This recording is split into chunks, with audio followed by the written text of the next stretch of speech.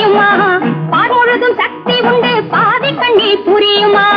பாலிலே வெண்ணெய் உண்டு, பார்க்கும் போது தெரியுமா? பால் முழுதும் சக்தி உண்டு, பாதி கண்ணில் புரியுமா?